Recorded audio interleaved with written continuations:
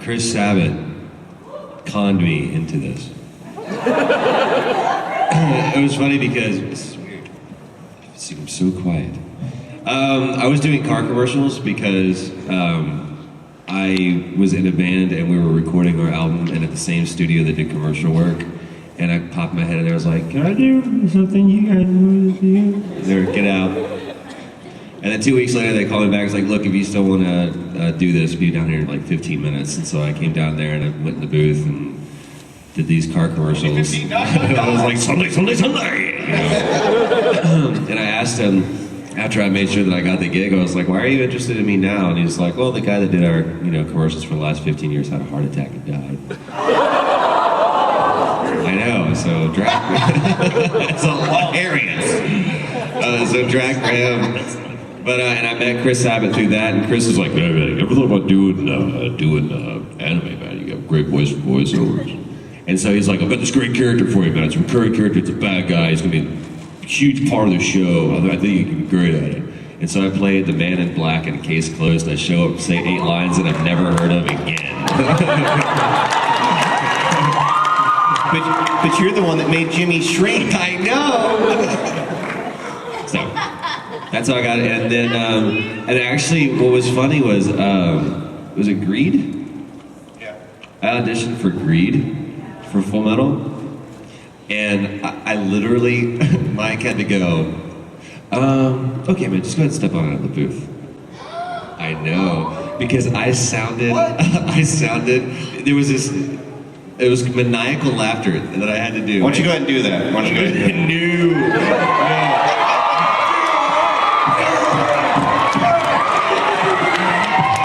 It was horrible, because it had to be like this, like... So it's like one of these...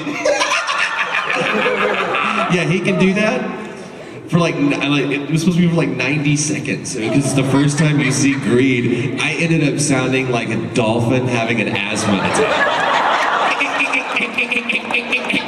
It was so bad. And we sat there for like 30 minutes and he finally just heard Mike. I mean, you could just hear the frustration. His voice was like, okay, man, why don't you go ahead and step on that? And I beat my head up against the steering wheel drum. I was like, I'm sorry.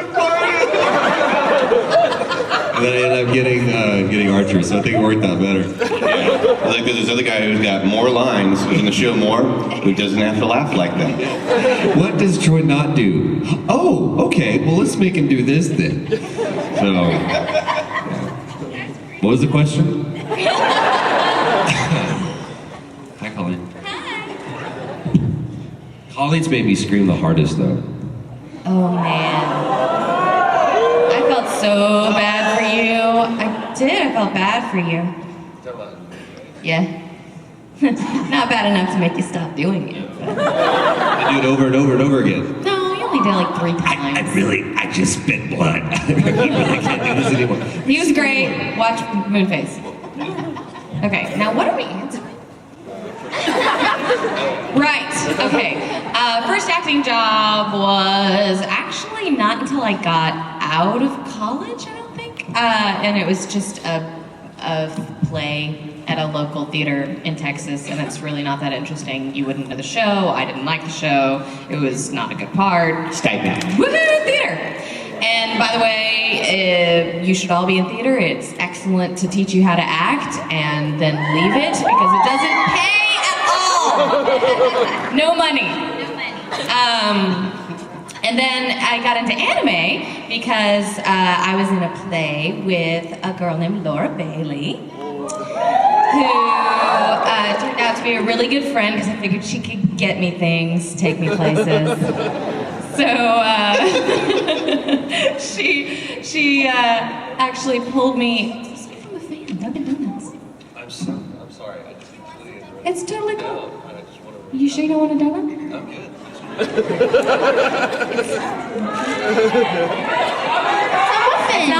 Question. So anyway, Laura pulled me up to the booth to watch her record, and Chris Bevins was directing her on Dragonball GT or Dragonball Z or something. Yeah, GT. And I was just there watching, and he asked if I wanted to get in the booth, and I did. So I did. and I think I screamed. I think that was what I did, and that was like my audition. And then from that, I got an audition for Rachel in Case Closed.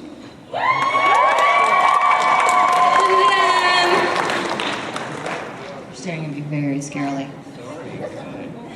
That was good. Totally got my attention. My first acting job, it was probably like some lame-o. I think, actually, my very first acting job was with you, Travis. It was this really lame-o independent film. And I was like, you were in it. We were both extras because we were both like pathetic. Or was it, no, was it Net Talk Live or something? Net Talk Live, yeah, 2000. And it was like this night shoot or something, and all we had to do was sit in a cafe and like sit at a table like the whole night. And my agent called in when she like told me like I was booked on it. It was like, it's $100 for 8 hours, and I was like, yeah, that's awesome! Like I thought that was really awesome, and now it's like, wow, really? That's yeah. But That's a good shift at Denny's. yeah, that's true. $100. For 8 hours, I can crack a C note.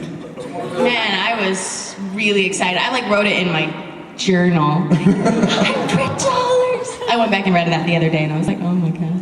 I'm $100 now. And then I got into anime by doing the same thing that she did, which is do a play with a dude, Kent Williams. Yeah, I did with a dude named Laura Bailey. Yeah. You guys don't know everything about me, okay? So don't judge. Do not judge. Yeah, and he got me an audition, and I went up and I auditioned, and then I did Chuds. Ta-da! Thank you. Some of them are fast.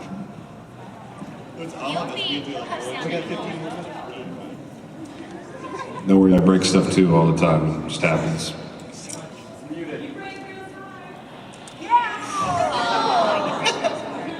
With this bare hat.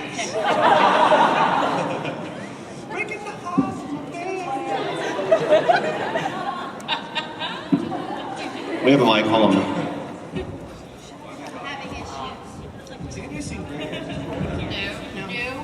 All right, hi. Hi. Person in the front row who asked Travis to marry him. No, he's marrying me. Okay.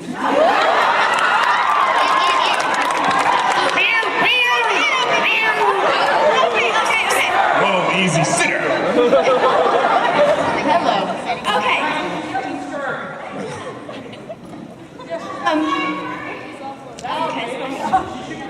Alrighty. Go ahead. Okay. Mine is the movie, even though we all love the movie. What is your favorite episode of Full Metal? By the way, mine is episode 23, Heart of Steel. What's your favorite episode? Favorite episode? Episode 23, Heart of Steel. Favorite episode. Cool.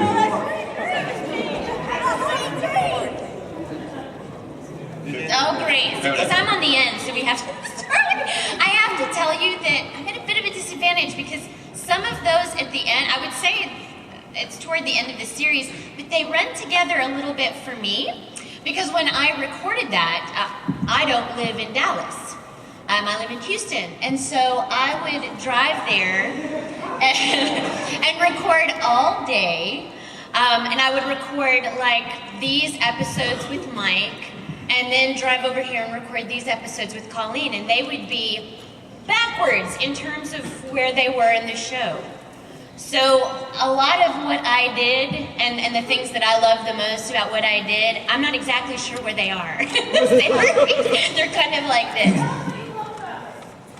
I loved Wrath. I will just tell you that. I thought that, what a gift. I mean, number one, I thought it was so cool. I practically had a paid audition at Funimation, practically, because I was called to come up and voice Siren for 8 hours. It was the first time I met Colleen, I think. I met Mike at a con. Yeah. And literally, they invited me. We hear about each other, and you hear that everybody's awesome. And I got to go up for 8 hours. Yeah. And I'd watched Full Metal Panic and some other stuff that you'd been in before. Yeah, I mean, it wasn't like that. Yeah, he'd heard some stuff, but you know, suddenly I'm at Funimation and trying to impress these people, and hopefully I'm as cool and good as everybody as they think I'm gonna be. And then Mike asked me to read for Wrath. And he kind of told me about him, and I loved the idea of him. And as the show progressed, I just thought he was such a tragic and beautifully written character with a lot of interesting elements. And of course, you know, in the end, especially in the movie, he gets what he wants the most. He sacrifices himself for the good of everyone and gets what he wants, which is his mother and a family. So I loved him. I hate Raph. Yeah. Raph sucks. Ready and fight! He's awesome. But I will tell you that recording, especially with Mike, we had this long stretch of recording because, again, I live out of town. We got to get it done. I have to get it done in a day.